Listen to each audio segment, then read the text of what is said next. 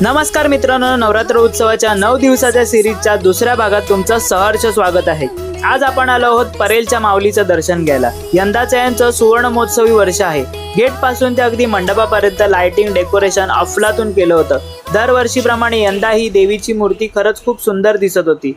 त्याचबरोबर मंडपाच्या अगदी बाजूला छत्रपती शिवाजी महाराजांचा पुतळा देखील ठेवण्यात आला होता।